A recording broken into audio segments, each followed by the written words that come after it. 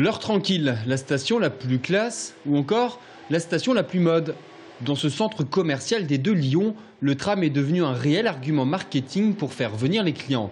Depuis l'arrivée du tramway, la station située juste devant le centre commercial a fait bondir la fréquentation. On a pu se rendre compte que la porte nord, qui correspond à l'arrêt du tramway, fait des évolutions de plus de 200% par rapport à avant. Donc ces plus de 100% donnent 15 et 20% sur le global du centre.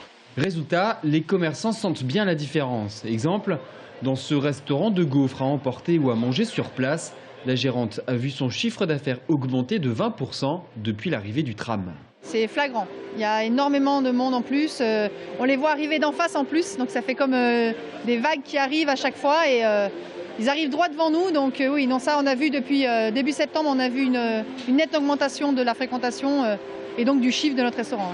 Idem dans ce magasin d'accessoires pour la maison. Même si elle n'est pas aussi importante que dans la restauration, le responsable a constaté une augmentation du chiffre d'affaires. On ressent vraiment un afflux de nouveaux clients, des nouvelles têtes. Beaucoup de gens qui viennent de Tournord, donc je pense que l'effet tramway a vraiment une incidence sur la fréquentation du centre. Une augmentation du chiffre d'affaires, c'est pas encore énorme, mais je pense que ça va venir avec Noël.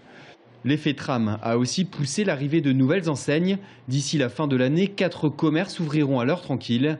Mais pour monsieur le directeur, tout ne peut pas reposer sur le tramway.